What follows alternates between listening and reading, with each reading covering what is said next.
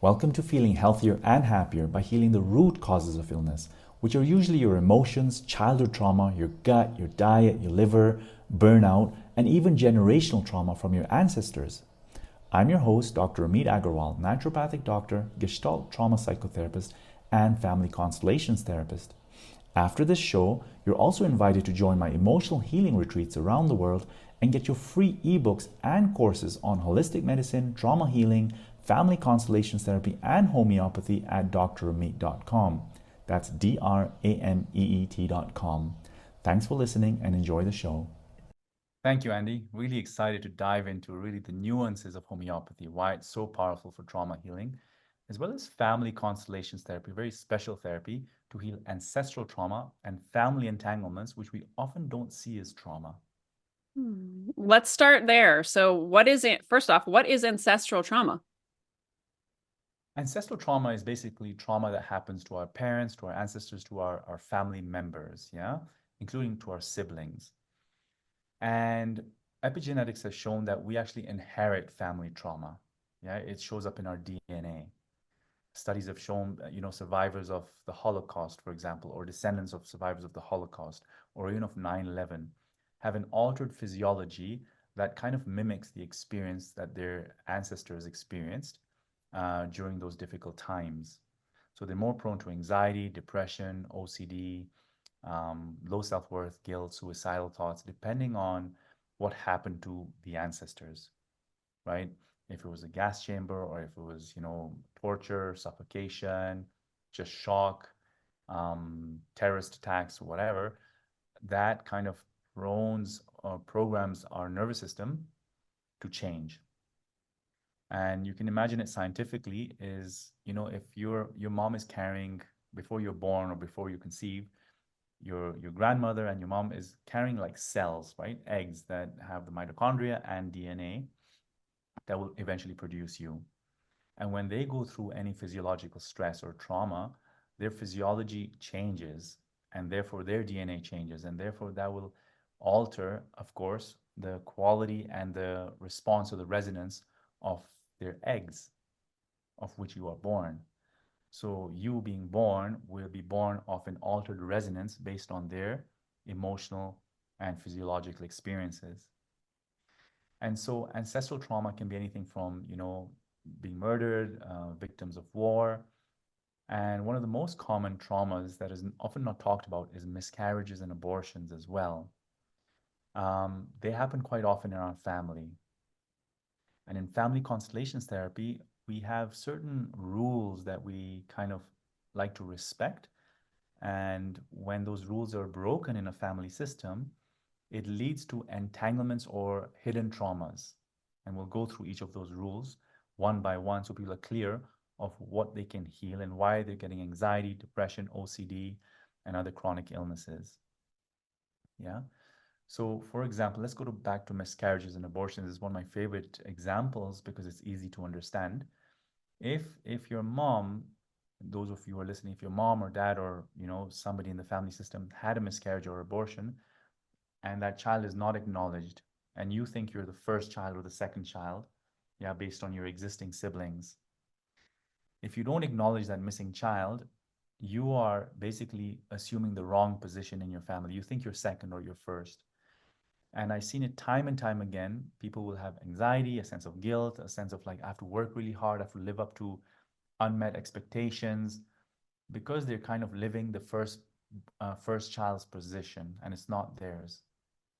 So those of you listening, I invite you to actually experiment. If you know there's a miscarriage or abortion, I'd like you to actually imagine that child before you. Yeah, so imagine your parents there in front of you, then that child coming next, and then you. And then you can say, dear sibling, you came first. I'm in the second or third position. Dear mom and dad, I like to be seen as the second child from now on. Yeah. My dear brother, my dear sister has the first or belongs in the first position. I honor that soul. Those kind of healing sentences, that's what we do in family constellation therapy. These sentences free up your nervous system. Yeah. They'll free you up so much that I've seen chronic disease disappear, including cancer, literally from healing sentences. Chronic anxiety, people are taking GABA, they're doing homeopathy, which we're going to talk about, they're doing psychotherapy, but there's always this underlying anxiety. And when you do family constellation therapy, and I cover a lot of these healing centers in my course on family constellations, chronic issues melt away. It's unbelievable because family trauma is like the root cause, yeah, and causing an energetic influence on our emotions and our physiology. Another typical trauma that we have often experience is, let's say mom is being abused by dad. And so we often take the side of mom or the weaker parent. It could be dad, it could be mom. And we reject the other parent. Typically, it's dad. We reject dad either for his violence or his affairs or neglect or things like that. And so that's a natural response, right? It comes out of love. But that love costs us dearly. Yeah. In constellation work, we say the cost of this love is either sadness, it's blocking ourselves from other people, other relationships. That the cost of love is blocking us from loving our father or the other parent. Yeah. And that can lead to depression, anxiety, suicidal thoughts, low immunity. I've seen that often as well, and liver stagnation, especially when we reject the father, liver issues. And so, a healing sentence we can do in this scenario is like, dear mom, you know, um, even if it costs me my happiness and my relationship with my father, I will be on your side. I will be with you. I will take on your suffering with you. And then you get an awareness of how much it's costing you. And once you go into that awareness, then it's easier for you to say a deeper healing sentence, which could be, dear mom, please forgive me if I look at dad as my parent as well. Or dear mom, please forgive me if I I let this be by the side, let your grief, your anger, your sadness, your rejection, your low self-worth. I see all of it with you. Forgive me if I leave it with you and I accept you with it fully. So now you understand what belongs to your mother and not to you. That's very important. And once you're clear about that, you're more free to live your life and you end up in happier relationships. You have better self esteem. You're more likely to ask what you really want rather than saying, oh, I don't deserve that, or you sabotage your own happiness. So I find self sabotage a very common symptom of a family entanglement. Okay. So the orders of love, let's go through them again. The rules. One is everyone needs to be included, whether it's the miscarried or aborted child, whether it's an ex-lover of one of your parents, we need to honor those people. Whether it's a abandoned family member who was a drunkard, an alcoholic, a murderer, whatever, and they're avoided, we need to give them a place in the system. Once we acknowledge them, saying, dear uncle, you were an abuser and you still belong in this family, then you include all the energy of your family system. And when you realize that you can include all your energy, it doesn't mean you have to accept abuse. Yeah, it's just including all people who belong. You get a more complete sense of your own DNA because our DNA is interconnected. Yeah, our DNA is like radars. They pick up on the DNA of all of our siblings and our relatives and people who are affected by our relatives. There's a name for it. It's not coming to me right now, but our ability to pick up on the environment through our DNA and our cells now, it's becoming more and more proven. Mm-hmm. So that's including everyone. Yeah. And we say, I give you a place in my heart. Yeah. Because if your dad has an ex-lover and you reject that ex-lover, in a way, you reject your dad's longing and love for another person. Yeah. And that longing and love belongs to your father. And if you begin to reject parts that belong to your father, you're rejecting your father. And when we reject our father or any other parent, then often we go into low self-esteem because in a way, we're kind of rejecting a source of our own life. We often feel there's something wrong in us as well because our father is not perfect.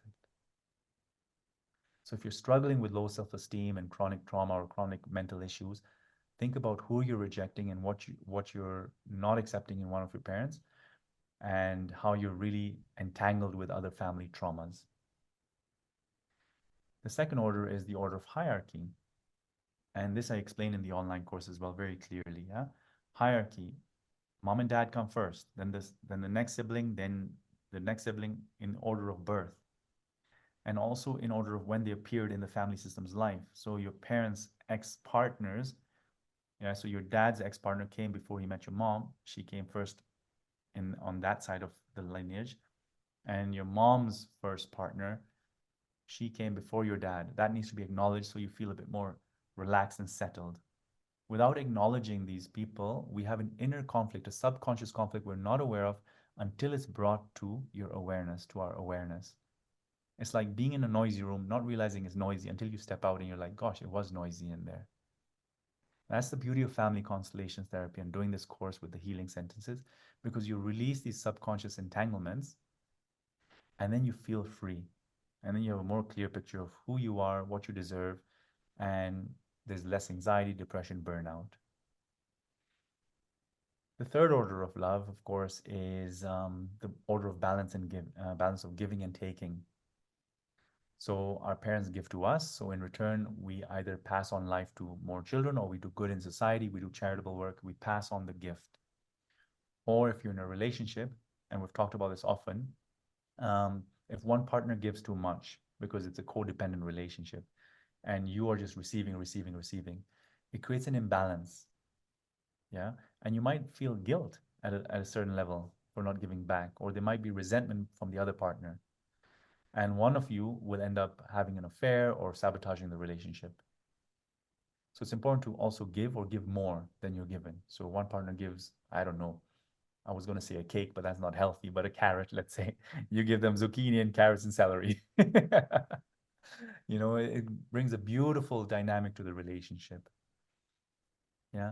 And also, if a partner hurts you, I know this is a bit controversial, but often we say, hurt back a little, you know, a little more. Like say, okay, you know what? No, I won't put up with this. And this is my kind of semi-revenge. It's not to harm the relationship, it is to give back what was given. So it kind of, how do I say it? It kind of resolves the initial betrayal.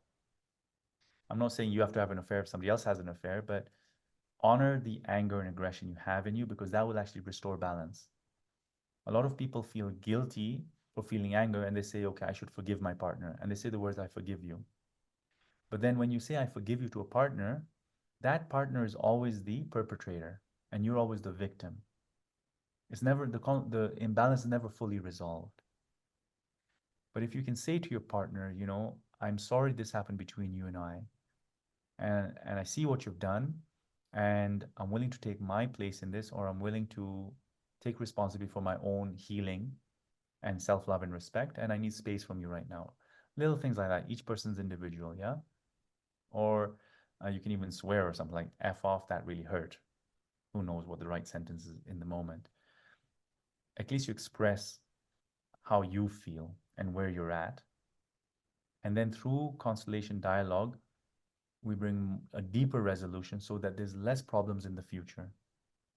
Because if things are swept under the carpet, they end up as arguments in the future. So you're arguing about spilt milk or, you know, things not being clean, but it actually stems from the initial trauma, the initial betrayal. Got it. Thank you. So that's a summary of constellation work and the power of healing sentences. Actually, I want to give one more example. So I had a client with stomach cancer, and it started 3 months after she found out her father had an affair, and she couldn't swallow it or stomach it or digest it. And she rejected her father and really protected her mother and resented her father. And she didn't realize the connection between that and the cancer. But when I asked her, okay, what's going on? When did it start? And we did some healing sentences for her. I got her to say, dear dad, it's costing me my life to reject you. Dear mom, please forgive me if I receive father as my father once again, and respect that the two of you had a betrayal that I cannot be a part of right now. Yeah. And there were other healing sentences we used. No kidding. Within 6 months, I think her tumor markers dropped below, they were at 4,000 and they dropped significantly. We combined it with some homeopathy and diet changes, but the biggest transformation for her, and she also says this, is the family constellations therapy we did. Yeah. Yeah. So I love your whole explanation in the last few minutes of this, and the different levels it can work on for people. And I think it's so important to address all these different things that I think a lot of us don't think about. Maybe there's people watching right now who are suspect they've had some kind of childhood trauma. Maybe they don't totally remember, but maybe there's a lot of that ancestral stuff going on that they're not even aware of. Or like I think back to my childhood and never really considered why it would be important for me to honor that my mom had a miscarriage for her first pregnancy. And then she had my brother, and then she had me. So yeah, really interesting to take a deep dive into that stuff that I think a lot of us don't even ever think that, oh, well, that can't have affected me or that can't be impacting me today. So I appreciate you going into that. And then of course the health benefits of these healing sentences as well. Yeah, they're important, you know, because disease is stubborn and we're taking supplements, we're changing our diet. But if the family entanglement is causing the disease, the family entanglement needs to be healed to resolve the disease more fully. Mm, got it. And you mentioned a couple times in there about anxiety, depression, like mental health challenges. Can you share a little bit about the link between unhealed trauma and anxiety and depression, and then go into some homeopathy as it relates to healing that? Absolutely. So anxiety and depression stem from multiple places, yeah? One is our own. Let's say mom abandoned us, yeah? So I grew up in boarding school. I felt abandoned. I was bullied by many people. I had a lot of low self-esteem growing up, yeah? So I always felt unsafe as well. And the teachers, it was a British boarding school, so the teachers were mean and aggressive. And so I grew up with a lot of fear, and that created some anxiety for me. At the same time, there can be anxiety from an ancestral entanglement. Let's give one example. So when my mom was pregnant with me, or just when I was born, her father died. So in a way, she had a lot of grief, and that grief occupies my mother's heart. Yeah, and so in a way, I will feel a bit of a gap between me and my mother. She doesn't do it on purpose, but that gap will give me a sense of incompleteness, not good enough, a sense of emptiness. So I'll always try to be doing things to fulfill that until I can recognize, dear mom, I needed you. Yeah. I missed you when you were looking at your dying father or your dead father. Yeah, I can even feel that right now in my body, and my tears want to come out because it's the first time I've said such words. But yeah, I don't know if people can feel that, but things are clearing right now for me, and I'm really touched by that. And so what's clearing for me is I'm just feeling a bit more tenderness for my mom and a bit more space and letting go, allowance for my experience and not feeling that something wrong happened. Yeah, I'm feeling a bit more in charge and empowered in this moment. I hope that's helpful for people listening. And so before this sentence, for example, I was suffering with this sense of emptiness. Or if there's a miscarriage or abortion, there's a big grief, sadness in the family, especially belonging to the parents. And you might grow up in this environment and think, gosh, I'm sad and I can't explain why, or anxious, and feeling guilty about being alive. A lot of people have this guilt. And often that sadness and grief belongs to the parents. I see this time and time again, and many of you will recognize that some of the emotions you're carrying are not yours. You're carrying them on behalf of somebody else. So you can say, dear mom, dear dad, I see you're hurting. I see you're grieving. We lost a family member. You know, your grief, mom, is too big to bear alone. I will carry this with you. Let me share this with you. And when you say, let me share this with you, get awareness. Oh my God, it doesn't make sense for me to share this with you. I have my own grief that I need to process my own way. It's not mine to carry. So you can say, let me share this with you. And then you can realize that and say, actually, I realize I have my grief for my missing sibling. Your grief belongs to you, mom. Please forgive me if I look at my own grief and allow you to bear what belongs to you. When you say that sentence, that's a beautiful act of respect. And you feel the integrity restored in the family system. And when you respect your mom or your dad in that way, in that powerful way, you restore integrity within your own heart. And I see time and time again, self-esteem just come back. Of course, it takes work and practice, but this is the root cause of, anxiety, depression, low self-esteem is these sort of entanglements.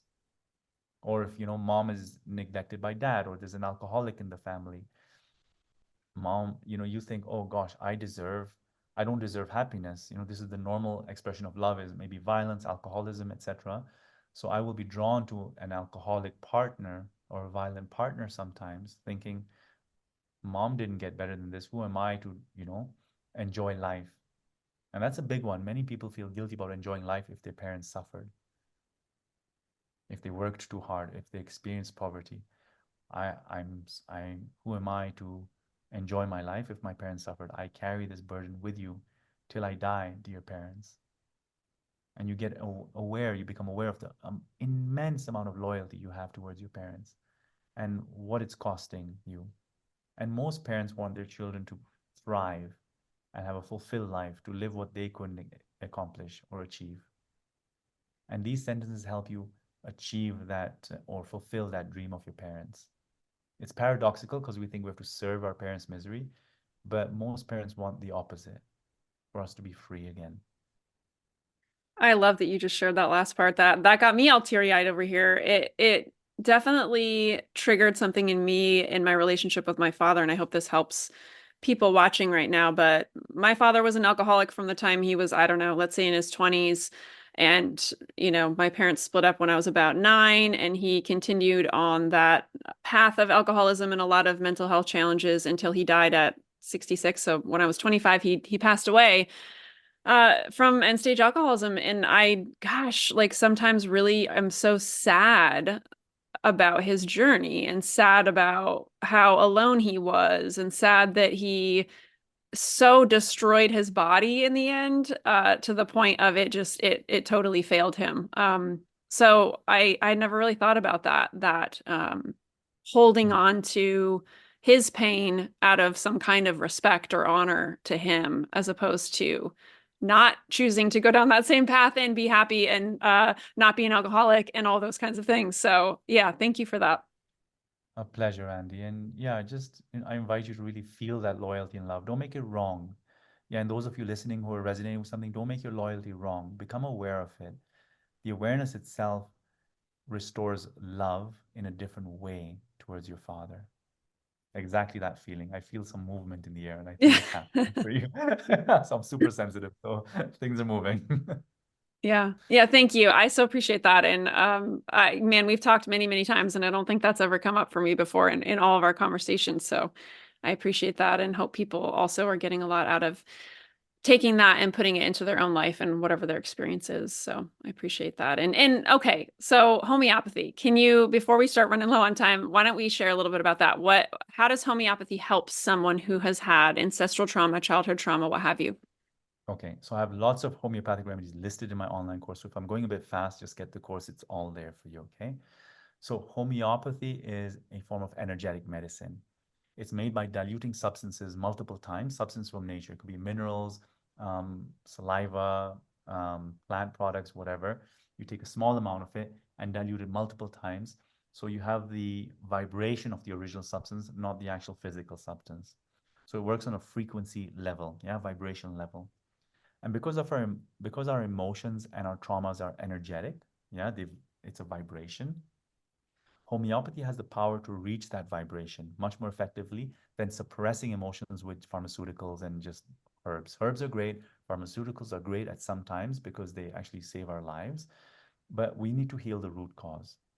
And the root cause is done through family constellations therapy, psychotherapy. So I do the Gestalt, EMDR, somatic, etc., somatic experiencing, and homeopathy. Homeopathy, because it's so unique, and I'm going to explain that just now, and it's vibrational, it has the power to resolve trauma more fully than just using psychotherapy alone. Why is that? In psychotherapy, we often talk about piece by piece of a traumatic experience. Yeah. Abandonment. Okay, I felt lonely, work with the loneliness. Then there's the anger towards the father or the mother. Yeah. There's multiple things we need to work on. In homeopathy, I choose a pill based on your entire set of symptoms and the type of trauma you had. Okay? So, for example, if you're abandoned by your mom as a child, some people might go into a deep grief, resentment, headaches, and a mistrust for people. Other people might go into anxiety, tremors, fear of abandonment, just uncertain nature. You see, each person is different now, the way they're reacting, even though the trauma is the same. So in homeopathy, I'll look at your entire picture first. So for a person who's resentful, sad, melancholic, there's a remedy called Natrum muriaticum. Okay, that will give. And it's also good for abandonment or loss of a loved one. Versus if somebody comes very anxious, tearful, they've gone through a breakup or lost a parent or a loved one, and they have a sense of lump in their throat, the remedy to choose is Ignatia Imara, right? And so because I'm choosing a remedy that's encompassing the totality of your symptoms, I'm likely to complete the whole cure with a single remedy, which is different from working layer by layer in trauma therapy. And that's why I always encourage people to use homeopathy in conjunction with psychotherapy, because you heal much faster and more completely. And homeopathy has the power to heal trauma from the past. So there's in the course I've listed remedies for, physical abuse, emotional abuse, sexual abuse, financial stress, fighting between your parents. There's remedies for that as well. So I've had clients with chronic constipation, and we've tried liver detox. We've tried the typical. So there's also liver remedies that I use in the course, like Nux vomica and lycopodium, but those didn't work, right? Constipation is often a lack of bile flow. And then I gave the client graphites, a remedy that's also for constipation, but also for stress after parents fight, to simplify it. Andy, boom, one dose, things started moving. So she continued the graphites and like a miracle cure. So that's the beauty of homeopathy, both for emotional symptoms and physical symptoms, yeah, resulting from chronic trauma and chronic stress. Okay. Then there's remedies particular for, so now you see the power of homeopathy because it encompasses the totality of symptoms. So if you're listening, think about your symptoms. Do you have anxiety, depression? Is it better, worse at night, morning, daytime? Do you crave hot drinks or cold drinks? Do you have certain kind of dreams? Are you fearful? Are you depressed? Are you resentful? Are you mistrustful? Are you an extrovert, an introvert? Think about these and realize you have a total picture about you. And that picture can be used by me or another homeopath to find a beautiful remedy for you. Yeah. So don't make those symptoms wrong. Think of them as gifts leading to you to a cure. Okay. And so now that you understand the totality of symptoms used in homeopathy, let's talk about anxiety and depression. We've talked about trauma, yeah, and healing trauma with homeopathy. Anxiety and depression is the same thing. So with anxiety, somebody might feel anxious worse in the evenings or worse when they're alone, versus somebody else might feel anxious when they're in social circumstances and worse in the morning. See the different pictures. Based on those different pictures, I've listed different homeopathic remedies in the course that match those pictures so you can find a remedy that's closer to your unique needs. Same as depression. So for example, aurum metallicum, I often use if somebody has, gone through a failure, feels a sense of guilt, low self-worth, maybe suicidal thoughts, yeah, is superstitious and just is obsessive in a way, like self-destructive. Or I'll use Natrum muriaticum if somebody is depressed, resentful, withdrawn, very sensitive to music. Kali phosphoricum I'll use when somebody's gone through a lot of stress and is burnt out, and they're hypersensitive to noises. They're, like jolting or something with small noises. They have insomnia. There's multiple remedies for insomnia, but Kali phos is something that I use when there's insomnia related to burnout. I also list things like phosphoric acid, which can be used for burnout, and some of the other acid remedies. Pulsatilla is an amazing remedy that's used for weepiness, clinginess. It's also good for coughs and colds for children. And I cover all of this in the course. So it's important then to just summarize: combining psychotherapy, family constellations therapy, yeah, which we do at also the retreats I'll talk about just now, and homeopathy to get a much more complete and long-term healing. Thank you. And let's talk more about your work and how people can find out more about you. So we've got a couple buttons below linking over to all sorts of different freebies. And I know you also want to talk about your retreats. So can you share about all that? Yeah, so there's retreats in Sardinia and other places in Europe and in Africa where we combine safaris, yoga, and emotional healing and constellation work. That's all on my website. There's also a free course there where I teach you how to heal emotions, anxiety, depression, hormone issues, weight issues, by combining emotional healing, family constellations, homeopathy, and the healing the 4 pillars of your health, which are your gut, your liver, 5 pillars actually: gut, liver, adrenal system, childhood trauma, and then ancestral trauma. Yeah, so I walk you through all these pillars of health so that no matter what you have, weight issues, hormone issues, acne, eczema, anxiety, depression, burnout, you really get to the root cause. And by getting to the root cause, you'll need less supplements, less medicines, and less therapy over time. Awesome. Well, thank you for all of that. And so everybody, there's a button below linking over to Dr. Ameet's site and another button linking over to some other resources. I believe those are webinars as well. Is that right? Is that right? Yeah, there's free webinars or masterclasses, I call them, that really walk you through how to combine all these therapies I'm talking about for specific conditions. There's one on weight loss, there's one on anxiety, there's one on stress and burnout. There's some on hormones, there's some on parasites, there's some on brain degeneration. It's all there, all in nice master classes, so you understand how to combine multiple therapies in a very simple way. Well, thank you for all of that. You always have such amazing resources and so many. So we've got buttons below linking over to all of what Dr. Ameet just talked about.